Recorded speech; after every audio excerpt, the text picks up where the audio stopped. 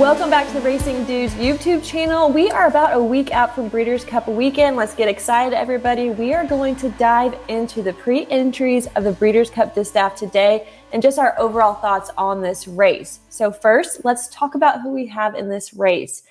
We have Omo Ray for Brad Cox. We have Adair Manor for Bob Baffert.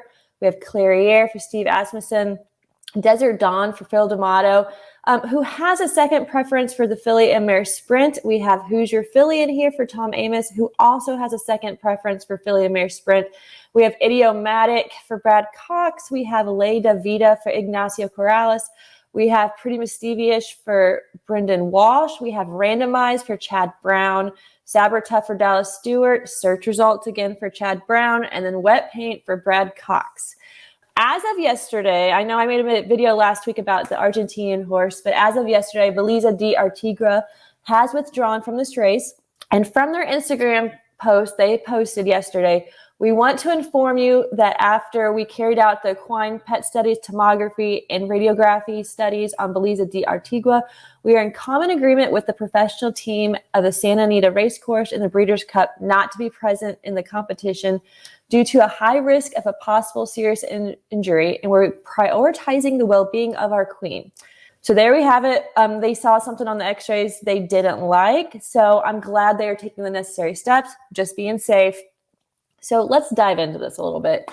If we want to talk generally about this race, who are we missing? Who is a surprise in here? Well, to be honest, we have the best of this division. It's not like horses just didn't show up besides Nest, who she's going to the sales. But other than that, I'm honestly a little surprised Who's Your Filly is in here, because at this point, I'm like, why? She hit her peak at an early career and then just really never took off like they hoped that she would. But I mean, who knows? This is a Breeders' Cup weekend. She could be the dark horse in here. Another one that I am intrigued to see is Brad Cox's other horse, Omo Ray. I'm probably saying that wrong. The last couple races for her have been not too great. But if you look back earlier in 2023, she won the Beholder Mile at Santa Anita. So that's something to consider. It's not like she's been terrible. She has kept up with mid-90 buyers. It could be interesting is all I'm saying. Ley Da Vida is another horse that I want to kind of put in your guys' ears a little bit. She is a Chilean horse, came over here last fall. She won back-to-back. And then she's just kind of been around. But I keep looking back at her race in June. She ran a 101 buyer. She beat Interstate Daydream by stalking the pace. And her buyers are kind of up there with Idiomatic's best races too. And I mean, looking at her price versus Idiomatic's price, the pace is going to be very hot. So just kind of look into these stalkers, these closers. But I don't necessarily think that this race is the toughest this division has ever seen. But I think this is a very good gambling race. I think that this race could be the one where you cash some tickets. I mean, you are getting plus 800 right now in Clariere, who is the classiest horse in this field right now. Then if you think that a closer can win like Clariere, I mean, you got to look at Wet Paint, who is plus 1,200 right now. There's going to be a lot of money put on Idiomatic because of how good she's been right now, rightfully so. You have Adair Manor, who's going to be favored because it's Santa Anita. You have Bob Baffert.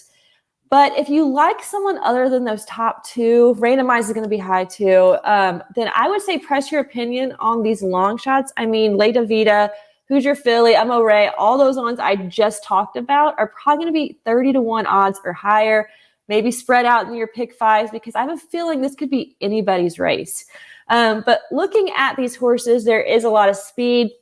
Like I said, Idiomatic, Adair Manor, Randomized, Search Results. I think there's going to be a very hot pace. The stalker horses like Pretty Mischievous, who really hasn't done a whole lot wrong. I mean, she won the Kentucky Oaks. She could be very tough in here. I think a lot of people are overlooking her in this position. Then you have horses like Saber Tough, Desert Dawn, who are going to be pushed a little bit. I think they're going to have a little bit hotter pace because I don't think that they're going to want to be too far back from the leaders.